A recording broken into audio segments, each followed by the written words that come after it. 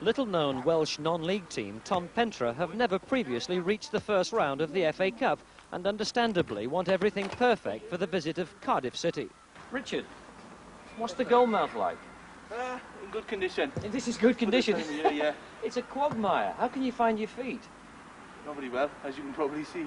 Now, most teams wouldn't train on a pitch this close to an important game. There's a suspicion that you're making it worse. Said. Don't tell Cardiff that, though. In the FA Cup of 50 years ago, Cardiff became the only team outside of England ever to win the trophy when they defeated Arsenal 1-0 at Wembley. There's also been 20 Welsh Cups and 11 seasons in Europe for the club that turned professional in 1910. Ironically,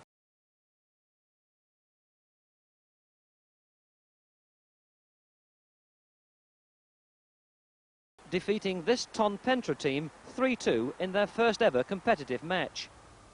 Now the faded giants of Cardiff are going back up the Rhondda Valley, a nostalgic journey of 22 miles, to where the sullen hills and the waste from disused mines towers above the rooftops of Ton Pentre and the local football team's tiny Innis Park ground.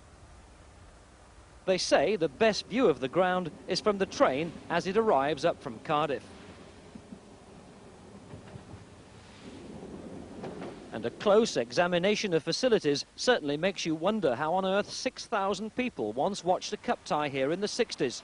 And although the club planned an all-ticket crowd of 4,000 for their biggest ever day, the local police disagreed. Well, I'm surprised where did they put them, in fact. The touchlines, as you will see, are very close to where the crowds are catered for, and that must have an inhibiting effect on the players, I would have thought. Now, the club wanted a gate of 4,000 for the match with Cardiff. You've set it at 2,700. That's right. That's a bit disappointing for them.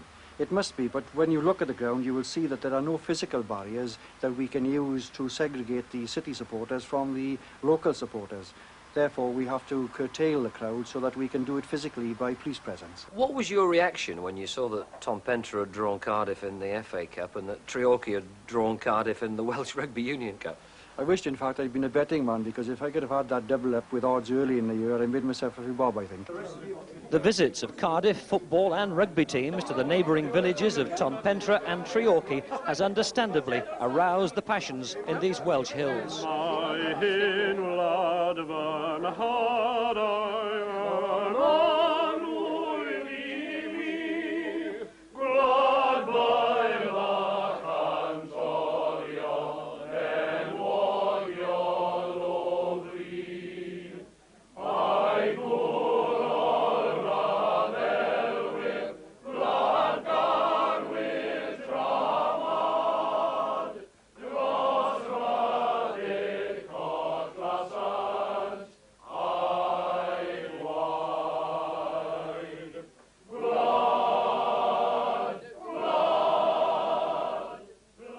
There used to be 66 working pits in the Rhondda. Now there are none.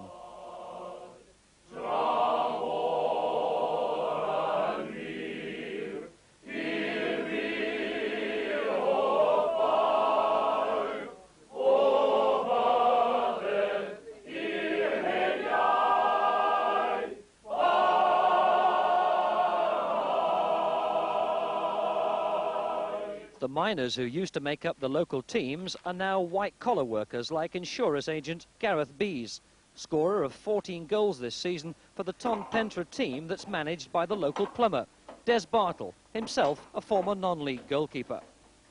Des, up till a few years ago, I suppose most of the people connected with your team would have been miners. Going back a fair few years, yes. But now? None at all, no.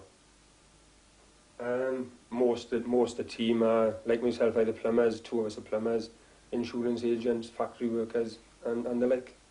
How important to you is this fixture now with Cardiff? Very important for the club. It's the biggest occasion and the biggest fixture they've had in their history. If you can see the hills, it's going to rain. If you can't, it already is. And Cardiff will know what to expect from their local-born Welsh international Alan Curtis. In towards Flynn.